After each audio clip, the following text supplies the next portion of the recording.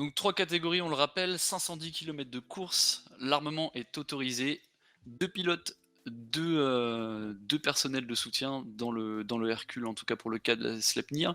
Après différents vaisseaux sont autorisés, hein, je crois qu'il y a une liste de vaisseaux autorisés sur leur site, alors je ne sais plus exactement lesquels, hein, et Alors je peux en petite citer dizaine. quelques-uns, hein. On peut retrouver, le Valkyrie que nous avions utilisé l'année dernière puisque le C2 n'était pas encore disponible en jeu. On retrouve aussi des Andromeda, des Cutlass, des Caterpillar, ce genre de choses en de limitation sur le véhicule à utiliser en particulier. Je crois qu'on a un petit souci du côté de What? l'écurie Sleipnir, alors qu'est-ce qui s'est passé? Parce que là, il y a eu une chute assez importante. Oui, Heu, effectivement, ça m'inquiète. i d'accord, donc on me dit dans l'oreillette que le pilote a crash, donc le vaisseau a fait une ligne droite, vers le centre de la planète, de Et la Lune, pardon. malheureusement, ce sont les aléas de Star Citizen. Fort heureusement, la course n'avait pas encore démarré. Est-ce qu'ils vont pouvoir la question c'est est-ce qu'ils peuvent revenir? Est-ce Oui, qu'ils ont oui, le oui, temps déjà? puisqu'ils sont sur le temps de préparation actuellement, le temps que le top départ en course n'a pas été donné, les morts ne comptent pas. D'accord, Normalement, il n'y aura bon. pas de souci. Effectivement, donc déjà c'est lui qui va piloter, alors qu'il était prévu au guidage, des Oh, pilotes. Oh là là, attention aux collisions vieux. Il a alors il y a eu un fort éclairage, est-ce que ça a pas été le signal? non, non, le chat fait non, on le saurait. OK. Sur ça 12 000 HP, tout à fait.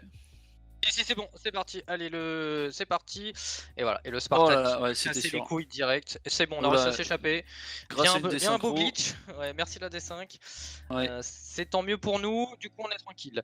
Donc voilà, regardez, vous voyez les Le premiers premier mètres. saut, alors il a pas pu passer sur la gauche comme les 2 autres Ursa, alors voilà, tout Voilà, on regardez, vous voyez le petit rocher, direct on a un rover tout ce qui qu'on dit part dans depuis les tout à choux. l'heure, ça s'applique, dans les premiers mètres. Et oui. Ensuite on voit la gravité de démarre qui fait son effet sur les véhicules assez légers. Hop. Donc pour l'instant on n'a pas été trop embêtés, on a eu chaud quand même avec le Spartan, j'ai eu peur qu'il nous bloque quelque part. Ouais, j'ai eu peur d'une explosion Heu, immédiate sur le tarmac. Tout à fait, Après, alors là c'était un choix intelligent de la part du Spartan d'essayer de bloquer un maximum d'adversaires au départ. bon, sachant que c'est les Ursa les plus rapides, hein, clairement il faut essayer d'en éliminer le plus possible, dès le départ. Mais bon voilà, les Spartans sont derrière, à moins d'une grosse faute, ils auront du mal à rattraper les Ursa. Après tout est jouable. Alors est-ce qu'on voit des tirs passer ou pas? Est-ce qu'on voit quelque chose? Alors, en réalité, même si la course le permet, les gars sont déjà tellement concentrés sur leur course que, en réalité, il y a peu d'affrontements. Ça arrive de temps en temps, mais en tout cas, dans la catégorie URSA, c'est plutôt rare. Parce qu'en fait, leurs armes ne leur permettent pas de s'auto-détruire les uns les autres, donc il n'y a pas grand intérêt à se tirer dessus à la taille 1. Ça serait très long, trop long pour réellement Tout à fait. être efficace. Voilà, on voit déjà notre pilote Odin là qui a fait un magnifique saut et pris l'avantage sur son concurrent qui est sur sa gauche, hein. On voit les phares, qui sont juste Effectivement, là. il l'a Heu, rattrapé un petit peu, il a décidé de passer par la droite. Alors, je suppose que toute la course n'est pas, pré-réglée, au millimètre près. C'est aussi, au Question de guideur pilotage, ouais. d'adapter le ouais, C'est ça, d'adapter le les parcours en fonction des situations. En plus, fait étonnant, Démarre étant généré enfin les rochers de Démarre étant générés de façon procédurale, parfois les rochers ne sont pas au même endroit. d'accord, donc ça rajoute, Donc de ouais, la ça rajoute de la RNG. difficulté, donc il est de toute façon impossible de connaître chaque emplacement de chaque caillou, de tout cartographier, actuellement sur Démarre. D'ailleurs, on le verra à un moment donné quand on va approcher, genre à peu près dans les 20 kilomètres avant l'arrivée de Digger Flat, un changement de décor d'un coup, genre tous les rochers vont bouger D'accord, ça va être et voilà. intéressant à regarder. Alors là, on voit un Ursa juste devant, et on en a vu un derrière une crête aussi, un peu plus sur la gauche au loin. Hem Et là, le vaisseau support a directement la visu, donc je pense en activant son Quantum sur Eager Flats, pardon, Oui, c'est ça. qui est le premier checkpoint, Et 92 donc kilomètres. le but du jeu pour notre Hercule, c'est qu'il reste. Donc là, on est de nuit, donc derrière l'Ursa Rover, comme on peut le voir, là, on voit la lumière, hein, l'énorme cercle blanc là, qui est actuellement présent. Ça, c'est notre Hercule de soutien qui éclaire la zone pour faciliter les déplacements de l'Ursa. La stratégie est là. Tant qu'il fait nuit, le C2 reste en arrière et dès que le jour reviendra, le C2 passera devant et servira de flèche en fait, hein, tout simplement. On n'a qu'à lever la vue, regarder vers enfin, dans quelle direction pointe le nez du C2 et ça nous indiquera la localisation d'Igerflat. décider ce que nous ferons dans cet univers et pour ça, c'est vraiment très bien. Ah, on voit un autre rover qui va pas du tout dans la bonne direction. Alors ils sont au même endroit effectivement, mais il a décidé de prendre un autre chemin. D'accord, et là on voit Odin qui Ah, du coup rattrape sa trajectoire. On c'est voit ça l'autre et Ursa, qui s'est renversé, qui est retourné aussi. Non, on est vraiment sur une course assez fun et personne n'essaye d'aller, enfin en tout cas dans la zone, n'essaye d'aller détruire ou détruire son opposant. très honnêtement en Ursa, ça n'arrivera pas, c'est Mmh. comme en bike. La catégorie où ça arrive le plus, c'est en cyclone où il y a des échanges de tirs, parce que ils sont pas très résistants et donc c'est plus facile de s'abattre. Les Ursa, même en collision l'un contre l'autre, il y a très peu de chances qu'ils explosent donc D'accord. on l'a bien vu au départ, hein. On a traversé, quand même, l'entièreté d'un Spartan dès le départ donc et il nous est rien arrivé. La course, où est-ce qu'on sont du coup? Au niveau du chrono, dis-moi tout. Au niveau du chrono, nous sommes à 49 minutes. D'après la zone que j'aperçois, nous devrons être maintenant proche du kilomètre 75 ou 80. On devrait pas être très très loin. Effectivement, on va pas tarder à arriver sur le premier checkpoint. Heu, Ça y est, on a quitté un peu ces canyons, hein, ces canyons un peu dangereux avec beaucoup de relief. On a l'impression que là, c'est un peu plus plat. Tout est relatif après, hein, Eh sur bien, en démarre, fait, ils ont fait nous, au niveau stratégie, nous avons fait le choix de complètement contourner la zone de canyon, puisqu'on s'est rendu compte que il vaut mieux rouler longtemps à plat, enfin faire un détour et rouler à fond sur du plat que dans des zones dangereuses où on va se retourner toutes les 3 secondes. Parce qu'en fait, on perd énormément de temps. On pense que parfois aller tout droit est le plus court. Eh bien, pas dans cette situation, pas pour le, enfin, ce n'est pas valable pour le démarrage en tout cas. bah, on le voit très bien, hein, le moindre petit saut, le moindre petit virage, on perd beaucoup de temps, hein, sur l'accélération. Effectivement, les roues dans le vide, on ne prend plus de vitesse. Est-ce qu'on a des infos sur l'état mental, de nos pilotes actuellement? Surtout de Odin qui est au volant depuis le début pour l'instant? Bah écoute, je pense que ça va, hein. Être, pour les Kuroda, c'est un truc de fou, hein. Attends, on en a combien du chrono par rapport à eux? Nous là actuellement on est à 50 Enfin, minutes depuis le départ. ouais, donc ils Bon, eux là donc au kilomètre 88, je pense qu'ils viennent de passer Iger là. d'accord, ouais, donc un chrono, tout à fait honorable Voilà, donc ils ont fait et eux à peu près 55 minutes justement, ce qui était nous notre meilleur temps, le meilleur temps qu'on a pu faire en moyenne sur les entraînements. Là, visiblement, il y a eu un petit cafouillage, je pense, sur la direction ou peut-être des petits incidents qu'on n'aurait pas remarqués. Légère perte de temps, mais 5e, c'est bien. C'est très très bien. On va remonter tout ça. De toute façon, le classement au fil des tout à fait, kilomètres. donc on le rappelle, 92 km jusqu'au premier checkpoint et puis après c'est une ligne droite, jusqu'à la ligne Ouais, d'arrivée. que de rire, hein. Les éditions précédentes, oh là, la D5 qui amène, qui fait le rocher au dernier moment, ça c'est, le genre de choses qu'on peut rencontrer. Tu vois, il s'en sort bien, Et bah, il s'en sort bien. c'est ce que je disais tout à l'heure. Je t'avais parlé que Oui, quand on allait approcher, enfin, on vient de le passer. on vient de Donc, le tous les voir, rochers ont changé de position et là, ça fout la merde. tout à fait. Bon, ils s'en sortent plutôt bien, il y a pas eu de retournement, ils ont pas perdu trop de temps. On va voir, mais c'est la pire zone, hein, vraiment. Je crois que jusque-là, Oui, oui, c'est on la pire zone. ouais, C'est plus es proche en fait du checkpoint et plus tu es ralenti par ces innombrables cailloux. Ou dès que tu vas prendre un petit peu de vitesse pour essayer de gagner du temps, en réalité tu vas te retourner. Donc en fait tu perds du temps. En réalité, il faut pas rouler trop vite dans cette partie de la course. Alors une fois qu'ils auront passé le premier checkpoint, ça va être vraiment un vrai tout droit en plaine, avec quand même ces rochers et ces problématiques, mais c'est moins dense. Alors on peut voir un C2 qui est posé, donc je pense que ça y est, nous arrivons à Eiger. Je pense qu'il y a effectivement. une équipe qui a fait un changement, soit de pilote, soit de véhicule arrivé à Eiger.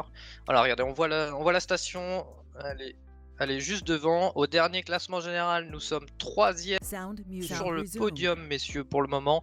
Il faut que ça dure, il faut que ça dure. Donc là, il va s'agir de rentrer dans la station, d'aller valider auprès d'un membre d'Atmo, hein, si je dis Ça, pas de bêtises. Oh regarde, là! on voit un Un Spartan! Spartan qui est Alors ils ont arrivé triché. ici. Alors là, il y a eu de la triche, c'est pas non, non. Là, je suis très surpris de voir un Spartan, donc bah, ça veut dire que le Spartan peut faire concurrence réellement à l'URSA. C'est assez dingue, je m'attendais vraiment pas à en retrouver un ici. Bah les deux 2 même, même? regarde, 2 Spartans. Donc Et c'est assez hallucinant, d'accord. Bon, bah, écoutez, comme quoi tout est possible. Peut-être prévu et on voit des les équipes, hein, regarde derrière, il y a une deuxième Ursa qui vient d'arriver. tout à fait, avec Odin qui court, plus vite que jamais. Ah, alors Un qu'est-ce qui se passe? changement On va de lui ouvrir la pilote, porte? ouais. Changement de pilote, OK. Il y a un changement de pilote vieux qui va donc passer en pilote principal et Odin qui va passer en pilote secondaire. Est-ce qu'il est déjà rentré ou pas? Alors attention, hein, j'ai vu une arme F dans le dos d'un des joueurs à côté, si je Et me on trompe. est Alors c'est reparti. peut-être le fait de la porter, à la main qui est interdit. Et tout à l'heure, tu en parlais, on voyait donc les Spartans arriver et je me suis rendu compte de quelque chose durant cette petite pause. Je pense que le Spartan attache dans les zones comme se trouve actuellement l'Ursa, des zones assez complexes, denses en rochers, parce qu'il a moins de chances de se D'accord. retourner, de faire des flips, etc. D'accord, donc effectivement, Est limité à donc 35 mètres forcément secondes, il 33 n'aura tonnes pas du tout contre 11 l'avantage. pour l'URSA, le moindre saut, plus le saut dure longtemps, moins, plus on perd de temps en fait, tout simplement. Ouais, tout Donc simplement, oui. le Spartan qui est plus lourd, retombe plus vite sur ses roues et du coup arrive à grappiller, je pense, quelques mètres de plus par-ci par-là, par rapport à l'URSA. Et je pense que Et c'est pour ça hein, qu'on avait les deux Spartans qui étaient donc à l'arrivée en même temps que nous. Mais que par contre, sur la suite du trajet, là, une fois qu'ils seront sortis de cette zone rocailleuse d'Eagle Flat et qu'ils seront vraiment sur la grande route menant à Kudreor, on va reprendre l'avantage puisque nous pourrons aller à 45 mètres secondes alors que le Spartan sera limité à 35. Et c'est d'accord. là où il va perdre en avantage en fait. Tout à fait. Donc d'ici quelques minutes, nous allons recevoir l'amiral Odin, qui avait pris les commandes pour ses 92 premiers kilomètres avant le checkpoint. C'est ça qui va pouvoir venir Vous nous donner on son aura ressenti. Hein. Tout à fait, on va voir l'état dans lequel il se trouve parce que clairement ça doit pas être facile du tout. Au final, c'était une partie qui était censée être un peu plus facile. Bon là, le temps de quitter la zone du checkpoint, on voit que c'est quand même encore assez escarpé. Oui, il y a une vingtaine de Vivement kilomètres qu'on à peu attaque près cette, là, comme ça à faire. d'accord, Et une fois qu'on est sorti vraiment de ces zones, oh là là, je vois le pilote vieux chez Père qui fait des embardées. tout à fait. Alors vraiment, donc je pense qu'ils sont bien. Faut qu'ils continuent comme ça. Une fois qu'ils seront sortis de là, ils seront vraiment très très bien. Et je pense qu'il sera temps de regarder le classement une fois sortis de cette zone. Donc, écoutez, nous sommes avec l'amiral Odin qui avait les commandes de l'URSA jusqu'ici. Amiral, est-ce que vous nous entendez? Très bien, j'entends, je vous entends.